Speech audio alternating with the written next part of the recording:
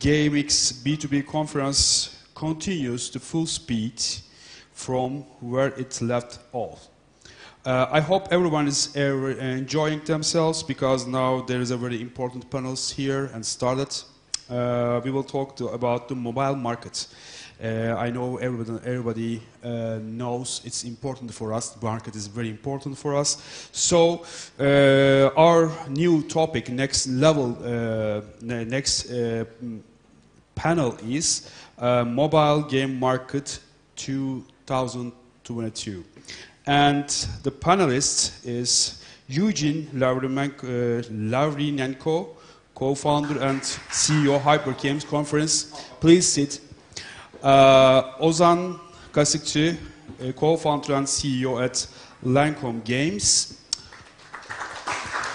And Onur Kalkan, co-founder and at Kibibyte Games. Yes, I guess 3 people. Huh? Yeah, you? Yeah, I'm sorry, there's no...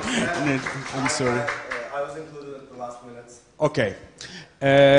Stage is yours. Yeah.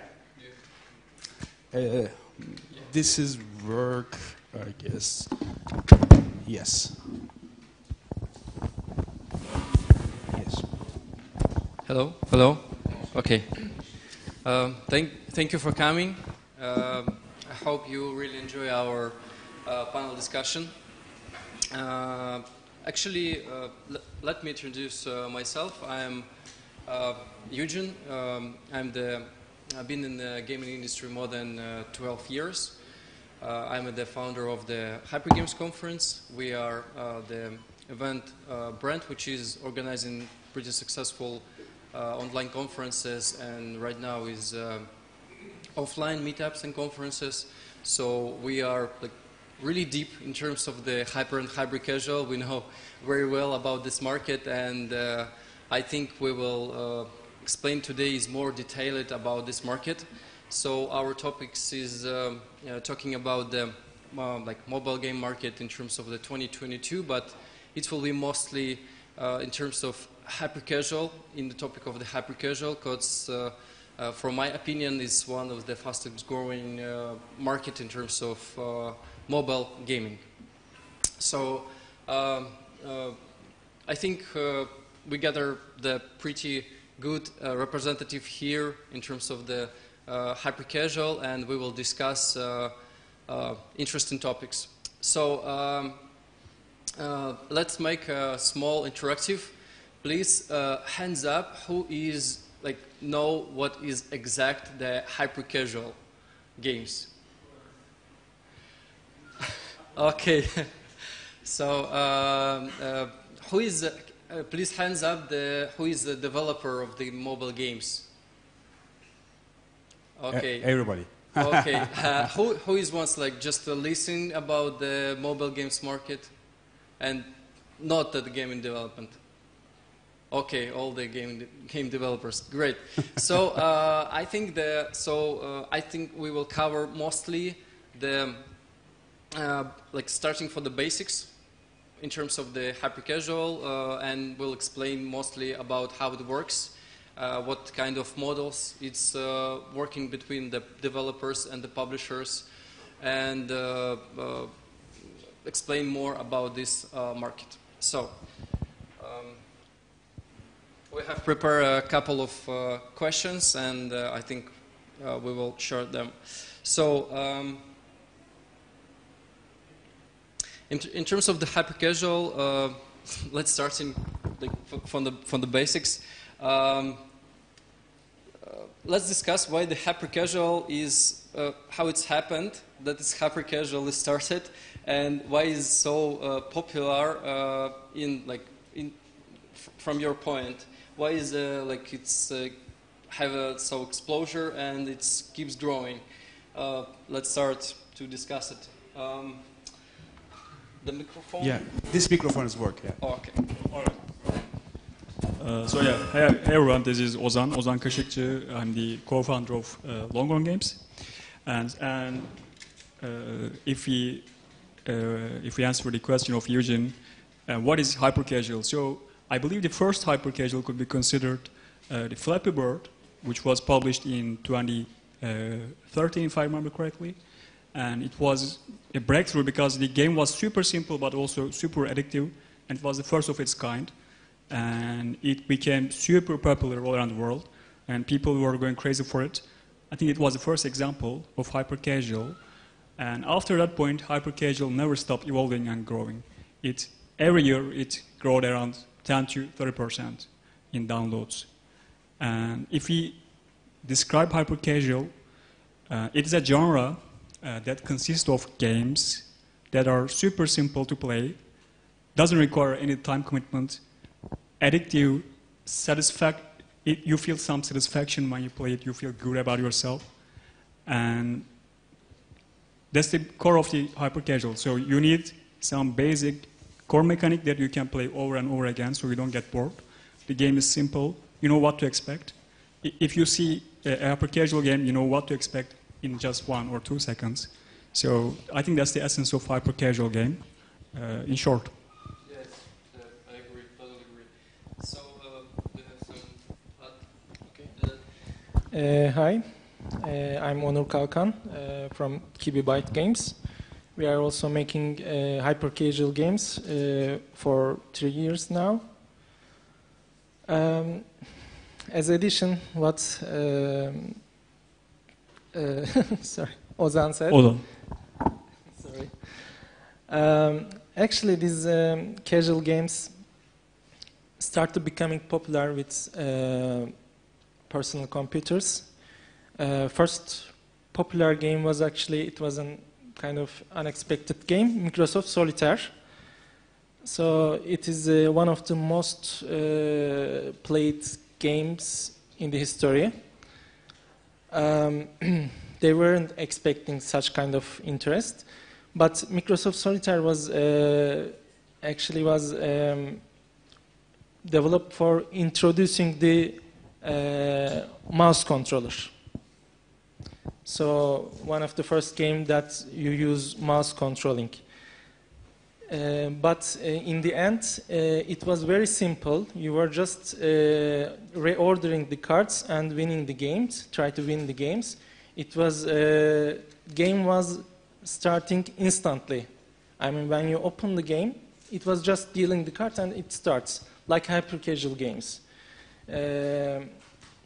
So Flappy Bird was, in the mobile games, it was the first hyper-casual real title, but like casual games like Solitaire was kind of father of these games, and you can find very similar design rules like in these games also.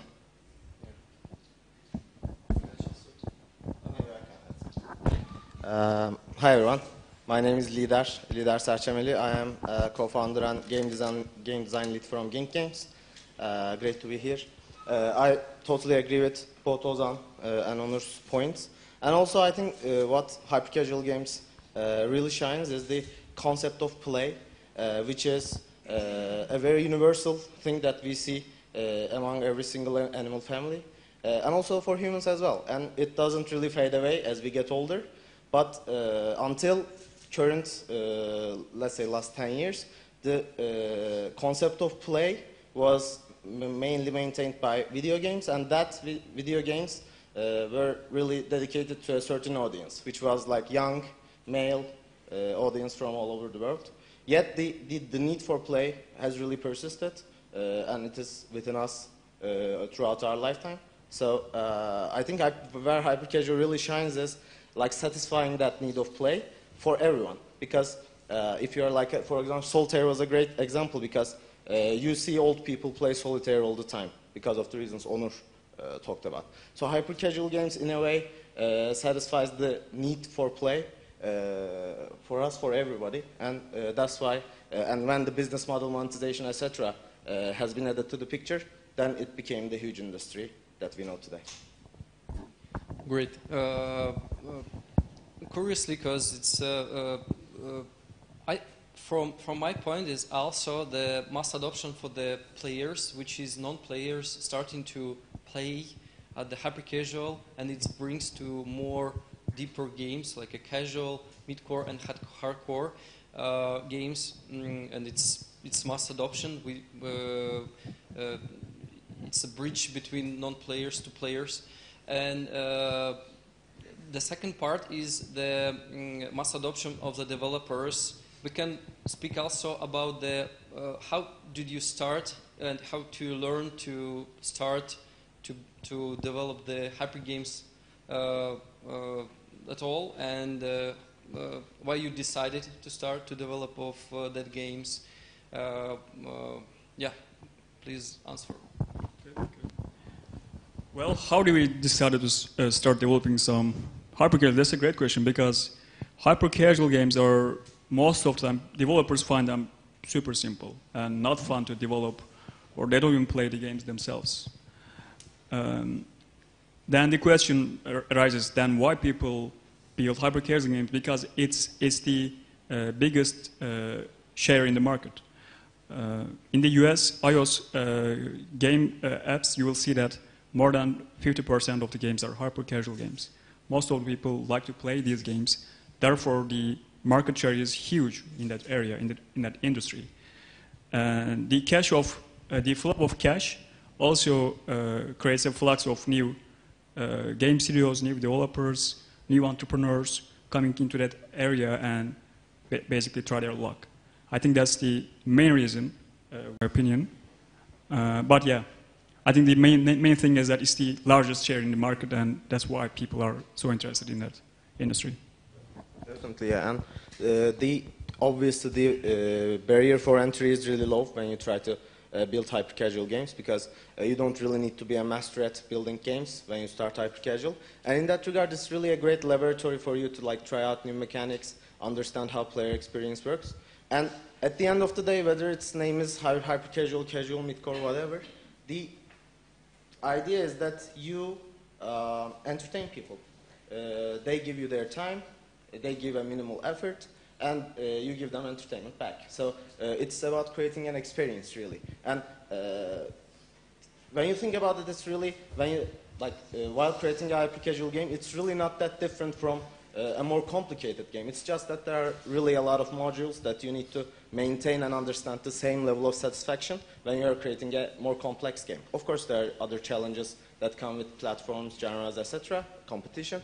But at the end, it's about creating an experience, and that's actually how we started to, get into hyper casual games, because it was easy to do, because it was something that we could shoot for, but at the same time, it's really a core component of making games. Hyper casual is a great lab in that regard. Thank you. As a small-sized team, we were also struggling to get into the business, get into the gaming market. So the production of the different kind of genres is production time is a little different. If you want to make a AAA games, it can take your 2-3 years. If you want to make a mobile casual games, it can take your 6 months, 1 year, something. All of them are hard. For all of them, you have to deal with marketing, and you have to deal with your team, other things. In hyper casual games, it's all coming in small portions. I mean, we are making hyper casual games like 3 years. It's like a AAA game production time. But every month we are making different games. I mean, different challenges. So it's like small portions for if you want to start in this business. It's helping for the small teams. Like you can make small portions of time, and you can see the results instantly, and you can pass to another game. For AAA games, you have to see the results after the product finish. So you only see the one game's results after 2 years. Like, I mean, you have to really hype your crowds. You have to really work on your marketing. At the end, it can be fail or it can be very successful. But in hyper-casual games, you experience this thing in every month, maybe twice in a month.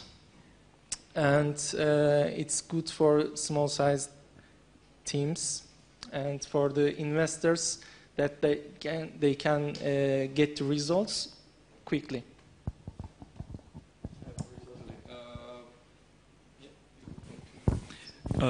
Yeah, so the barrier is really low when it comes to hyper-casual, so that's also another point. But also this is changing. Like hyper-casual games are ever-evolving games. Like it never stops at some point for a month, even for a month. You will see a trend change, a change in the mechanics, a change in the gameplay every month in the market. So you also have to adapt it really quickly. So it also keeps you agile and keeps you like sharp. You need to learn how to develop games in a fast way and in an efficient way. I think this also creates some kind of excitement for people, I would like to add. I'm curious about the trends every month because like I'm also I used to game developer and game designer and then a producer, and you know that you like you making some notes in terms of the ideas, in terms of the hyper-casual at this month. Maybe you not have like enough teams to develop that good ideas, and like after the months, it's not a fit like for the market. It's so fast, so it's also really interesting in terms of the hyper-casual. It's also the perfect area to test your idea. Like you develop that like prototype like for the week or two, then test, and then cancel and goes the next and the next and the next. So the production pipeline is takes not so many time, and you will like understand its idea is good one or not, and it's a great one. If we're starting for the basics, let's talk about, I think some of the participants there may be thinking to launch the hyper-casual studio or how it works. I'm started like indie, and like sometimes if you expressed some of the directions, maybe is like 2022 is not a great time to start in doing the hyper-casual in terms of the like competitor market, but recommendations from the basics. If I'm like one man and I like or woman, and I want to start to my company, what is the basics of the like my team who should start like. Let's start like for the beginning. I want to own like small company in terms of the hyper-casual. Your recommendations, how many employees should be, and my steps. Okay, a great question. So I think the barrier is really, really low in order to start a hyper-casual game company. If you know how to develop a game, and if you have an idea, I think that's enough. Then you're good to go. You just need to keep your eyes on the market, keep your eyes on the chart, and see which kind of games are the trending ones and which kind of mechanics are in demand. And then you can basically have a simple idea and start developing it in 1 or 2 weeks. And then you have a game which you can show to publishers and try to negotiate with them and try to get a deal. So I think it all starts on the development, and then you need some ideation. You need some kind of a spark of creativity, because if you just copy other games, basically won't work. So you need to have something special over the other games, and even one-person teams can achieve great successes in this genre. But of course, if you have a developer and a 3D artist and a game designer, then I think you have the foundation of your core hyper-casual team. I think this is this could be a starting point. A 3 people team would be a good start. And then you just need to try your luck, basically. You just need to start developing games right away without wasting too much time, because this is a really, there's real fierce competition in the market, and you need to develop games with fast iterations. You need to be prepared to get your game killed, because this happens most of the time. Almost 99% of the hyper-casual games are getting killed because they don't yield good results. I think we'll talk about testing later on. So, yeah, I think that's me. We also started with 3 people. We have 1 game designer, 1 game artist, and 1 game developer, as myself. But also, you can start with only 1 person. If you are able to do game design, also.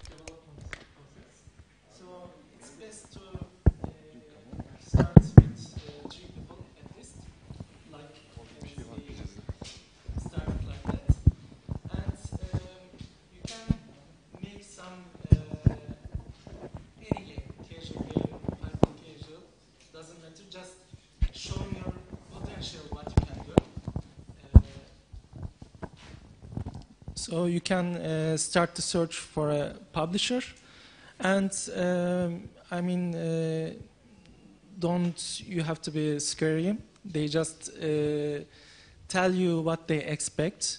If they see some potential on you, they can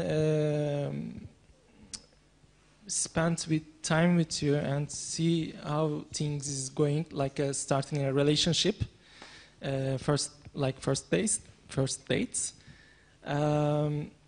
Then they will direct you what they want from a potential team, and you can start just like that. Yeah, I mean, both have we realized that it's really about developing a studio instead of a game. A studio that pushes out new releases every single month. So as we iterate on games, we also could have the mindset of iterating the studio. So see what works, make changes to the pipeline, make changes to the working conditions, make changes to the office, make changes to the dialogue between peers, make changes to problem solving, etc., etc. So when we get a good result and we get an iteration to develop it further, we could approach the same way to our own studio and iterate on the things that work and like dump the things that do not work or hinder the process, etc. So it's really about building a hyper-casual game company culture, I believe. But that's also not when we start, but on the later stages. Gotcha. Basically, not a lot of people, developer and artist.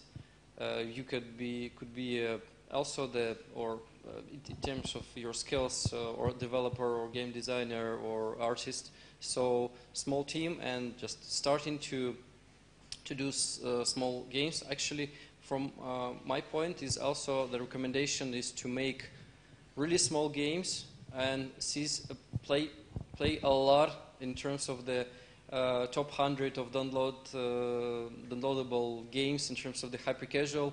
You should understood the trends, maybe to do some kind of, I don't know, the runners, which is one of the most popular one, to do like couple of the products goes to the publisher, and not only for the one, maybe for the couple of them, and get from them some of the feedback.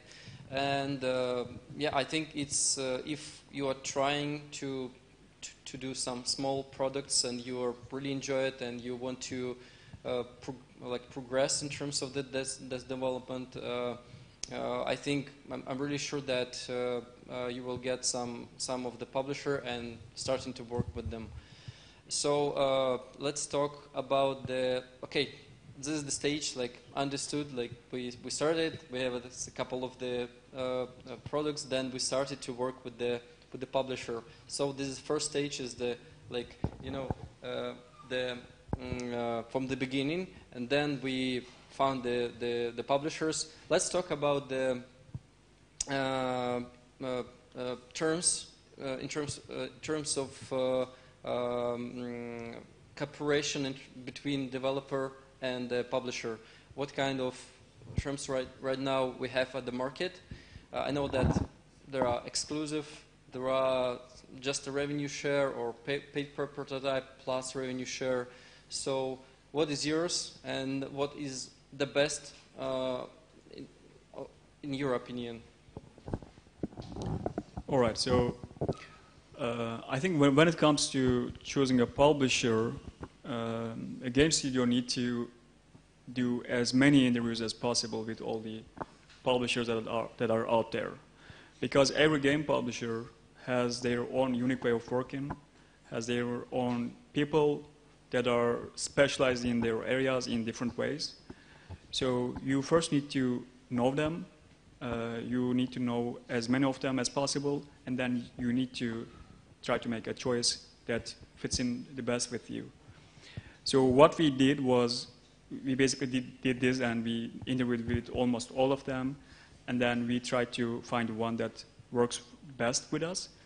And this requires some knowledge, some expertise in the testing data, and expertise in the trends, and also support of the development of the games, you know, because a game publisher is not only a partner but also a guide for you as well in sometimes, because they test a lot of games. They test 100 to 1,000 of games every month, so they know what is working and what is not working, and they can eliminate the mistakes before you make them if they are a good publisher. So you need to find a publisher that is experienced, that has the data, the game data, so they can show you the data that you don't have. So in the end, it should be a cooperation that fits in the holes in both sides. So the publisher should provide you the data that you don't have, and you should be able to provide a good quality game to the publisher, so both sides can be happy. But this, of course, always depends on the communication between the two sides, and there's always a chemistry that you just need to find. Yeah. I think in terms of that chemistry, it's really, there are mainly two levels in a publisher-developer cooperation. One is at a corporate level, and one is at a personal level. On the corporate level, there are, of course, different ways of working for different publishers. There are different best practices. They approach the ideation process different. They approach testing different. But at the end of the day, you can be sure that if you work with a publisher, you are going to have access to a dashboard, and you are going to submit your game. Most of the time, you are going to provide the creatives. Some publishers do the creatives themselves. But you submit it, you test it. For the first testing phase, it's really pretty much the same process. The approach can be different, but at the end of the day, there's a mass market, Facebook or like TikTok lately, test that runs with minimal budget so that you can have an idea. The second part, which is the personal part, I think is the most important thing between a publisher and developer relationship, because I work with great publishers with really poor GMs, or I work with really small publishers that have great PMs, and that chemistry between the PM and you, I think that's what really defines the relationship between a publisher and a developer. Because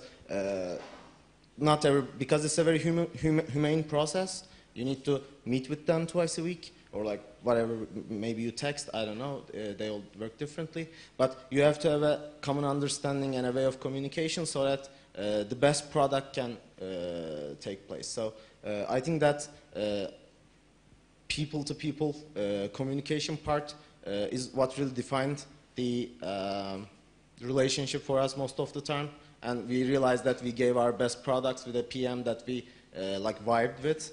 So I think that's really important for a developer to find a publisher with a good communication in a personal level. We were talking with Ozan actually before. We both work with same publishers. We experienced them, and also I met with lot of publishers. We met lot of publishers. We get deal from them. Current publishers we are working with an exclusive contract plus prototypes. So yeah, in the end, it's chemistry. What's your best fit to your team, your working habits. So dashboard actually one of the things that we were care about. We have a lot of control on our publishers' dashboards. We like to make our own creatives for our game tests because we were thinking like we developed this game for a month and we know this game very well, so we are very comfortable about making ads from it because we know every detail, we know the bugs, we know what to show. We just sometimes make levels just for a creative advertisement, and our publisher is fine with that. They let all the things what we want, and some publishers prefer to do it themselves. Some publishers' deals are different, only for prototype. So you should meet all of them, and you should get the deals, and you should choose the best one to fit your team. Gotcha. We have 10 minutes our panel discussion. Let's review some of the questions. In terms of the publisher, so it's a good partner. If you are a small one, you want to get some expertise, or if you are a beginner, it's a great way to get more experience in terms of the game development and how to succeed. Even mostly the publishers get paid. They're paying for the paid per prototype. Like for any prototype, they're paying the money. So it's amazing. Even you have the revenue share. This is not this is a fair deal. So I recommend like everyone who wants to start to develop the hyper games, starting to work with the publisher. I could not say that with exact one because it's your choice, because there are a lot of publishers and there are different rules there that we can, like terms that you can like collaborate with them. Some of them prefer the some individual terms. Some of them like with the like exclusive one. So it depends of what you're looking for. Okay, let's talk a bit about the Turkish market, about the hyper casual. What is from your point? Why is hyper casual is growing pretty fast here? From your point, like at this market. Yeah, it's really interesting. Is that this market is growing super fast and continues to grow super fast still for the last 3 or 4 years. And I think it all started with the acquisition of Gram Games that was acquired by Zynga. I think it was for $250 million in 2018. And this just this was just the beginning. And then Zynga also acquired, what was the name, the Peak Games, for a staggering $1.8 billion. And there was huge news in Turkish media, and everyone started to pay attention to the game industry in Turkey, in particular. And also, later on, Zynga also acquired Rolik, I think around for $260 million, something like that. So Zynga alone invested more than $2 billion into the Turkish game industry. I think it was just the start of it, and then it never stopped. We were always seeing some new investments, news, and some acquisitions on the media. So there was always something going on in the Turkish market. And I believe this is because the Turkish people, the population is still young, and there are too many talented people in the industry. There are very good developers, very good artists, and the costs are lower in Turkey, so we cannot really ignore that. So this is also an advantage in Turkey. So combining all these, I think it was inevitable for the Turkish gaming industry to be successful, because Turkish people are kind of harder working than, for example, if you compare to European people. They don't really work as much as Turkish people do, so this also is a plus. So there are a lot of pluses in the Turkish game industry, and it just all came together and created this environment. And also, there is another thing that I observe all the time in the Turkish game industry is that everybody is helpful to the other studios. So if you just call up a studio and ask for help, I never got rejected. So whenever I try to call up someone and wanted to discuss something or try to ask a question, there was always a response in a really helpful manner. So I think this also, there's some good friendship, I would say, in the industry as well. It's also really interesting, I would say. Yeah. Turkish, I think it's a little bit about culture and geography also. Turkish people are really interested in games. They are very enthusiastic about playing and making, but making was hard before. So, I mean, we had a big industry about cybernet cafes in beginning of 2000s. Everyone was playing, but everyone also enjoying the free games. But making games was hard. So, and I guess maybe it's a little bit problem of Turkish people. We didn't make a really big teams to make big games. We were always small-sized teams. Couple of exception like Tail Worlds games, I guess. Mount and Blade was one of the big success. But other than teams in Turkey always need investments, but investments didn't happen in 2000s. It started middle of 2015 something, I guess, with Voodoo, then later Rolik Games, and this development model just fits in the Turkish people's habits, culture, I guess. Then when people started to learn that they can make games and they can survive with that,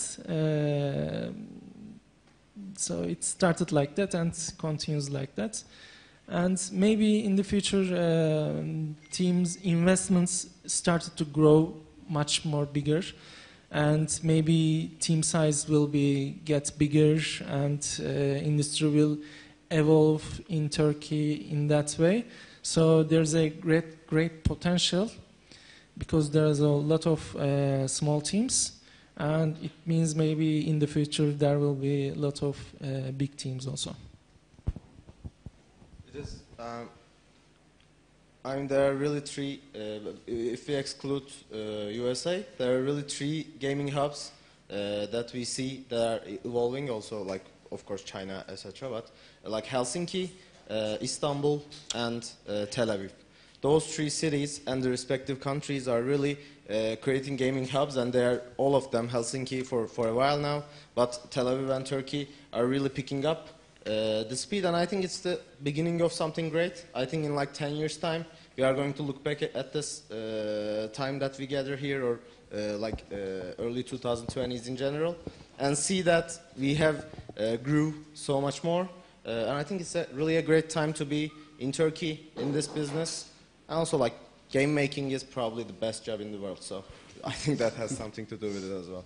Yeah, it's true. So many acquisitions, so many investments. So it's impressive that the Turkish games market is growing pretty fast, and I hope that will be tens of the unicorns in terms of the gaming, and I really believe it. So thank you for the great panel discussion. Thank you for the speakers. That was insightful. Thank you also for the GameX and the Game Factory, especially the EFE. Thank you that invited us. Thank you. Wish you a great day. Thank you so much for everything. Please sit down a little bit. We have a 5 minutes coffee break again, and we will be back in 5 minutes later, okay? So don't forget this scanning the QR code for networking. See you again.